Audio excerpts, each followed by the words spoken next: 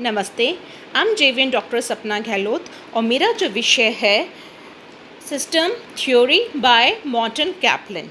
Morton Kaplan की जो theory है ये इंटरनेशनल रिलेशन में बहुत ही एक जिसे हम कह सकते हैं कि बहुत इम्पॉर्टेंट रोल प्ले करती है।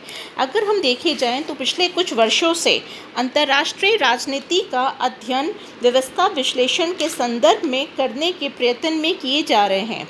इस दृष्टिकोण के समर्थकों का मत है कि अंतर्राष्ट्रीय राजनीति का वैज्ञानिक अध्ययन में तभी किया जा सकता है जबकि इसे एक व्यवस्था के परिप्रेक्ष्य में देखा गया है। अंतर्राष्ट्रीय व्यवस्था की धारणा की कल्पना सर्वप्रथम के.डब्ल्यू. थॉमसन ने और मॉर्टन कैप्लन ने इसे धारणा को और अधिक विस्तार किया। अंतर्राष्ट्रीय क्षेत्र में व्यवस्था उपागम को लोकप्रिय करने में मॉर्टन कैप्लन का विशेष हाथ है। शक्ति राजनीति की धारणा को स्वीकार करते हुए उसने अंतर्राष्ट्रीय राजनीतिक व्यवस्था की कुछ विशिष्ट विशेषताएं बताई। कैप्लन का अंतर्राष्ट्रीय व्यवस्था दृष्टिकोण कई सैद्धांतिक मान्यताओं पर आधारित है, जैसे कि आप कह सकते हैं कि अंतर्राष्ट्रीय राजनीतिक पद्धति के अंतर्गत व्यवहार के कुछ विशिष्ट एवं रिपीटेबल समुच्चय का अस्तित्व है, या आप इसको कह सकते हैं कि ये व्यवहार पैटर्न का रूप है, इसलिए धारण करते हैं कि इस पैटर्न के विभिन्न तत्वों में घनिष्ठ आंतरिक संबंध होता है तथा इन्हें अंतर्राष्ट्रीय एवं राष्ट्रीय आवश्यकताओं की समान रूप में पूर्ति होती है। मॉर्टन कैप्लन ने 6 मॉडल दिए हैं इनके, जो बहुत महत्वपूर्ण हैं और जिनका मेजर रोल प्ले है किसमें, हमारे इंटरनेशनल पॉलिटिक्स में। कैप्लन ने अंतर्राष्ट्रीय राजनीतिक पद्धति में 6 मॉडल्स जो दिए हैं वे इस प्रकार हैं: शक्ति संतुलन व्यवस्था, शीतल द्विध्रुवीय व्यवस्था, दृढ़ द्विध्रुवीय व्यवस्था, विश्वव्यापी अंतर्राष्ट्रीय व्यवस्था, सोपानीय अंतर्राष्ट्रीय व्यवस्था, इकाई वीटो अंतर्राष्ट्रीय व्यवस्था। यानी पहला मैं आपको शुरू से वापस बोल दूं कौन से आएगा। The first one is that is the balance of power system, then it is a loose bipolar system, tight bipolar system, अंतर्राष्ट्रीय व्यवस्था, then it comes to the hierarchical international system and the unit veto international system.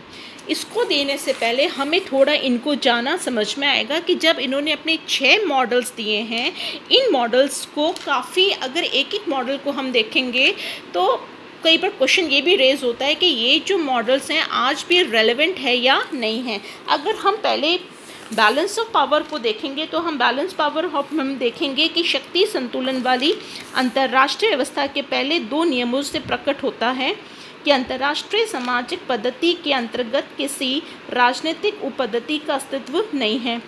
दूसरे में अगर हम शीतल द्विध्रुवीय व्यवस्था को देखेंगे तो इसमें स्थापना नहीं हो सकी कि शक्ति संतुलन वाली व्यवस्था की व्यवहार में स्थापना नहीं हो सकी और उसके स्थान पर काफ़ी समय तक विश्व राजनीति में अस्थिरता रहने के बाद शीतल द्विध्रुवीय व्यवस्था अस्तित्व में आई।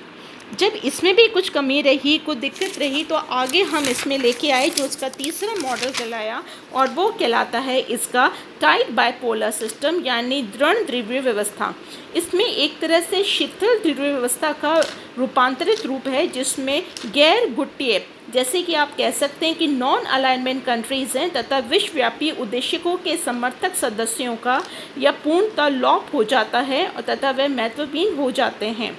चौथा है इनका यूनिवर्सल इंटरनेशनल सिस्टम यानी विश्वव्यापी अंतर्राष्ट्रीय व्यवस्था एक शिथिल द्विध्रुवीय व्यवस्था में आवश्यकताओं के प्रकारों का विस्तार करने से बनता है।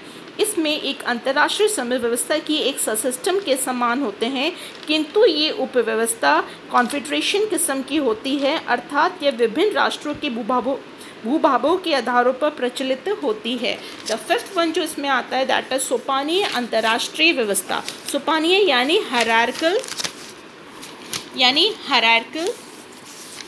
Hierarchical international system.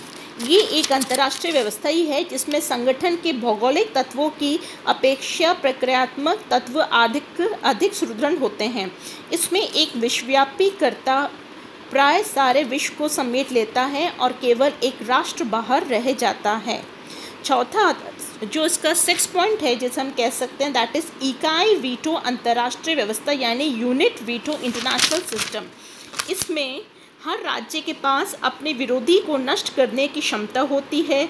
इसमें सभी कर्ताओं की क्षमता लगभग समान होती है, और यदि एक कर्ता दूसरे पर आक्रमण कर विजयी बनना चाहता है तो उसे भी नष्ट किया जा सकता है।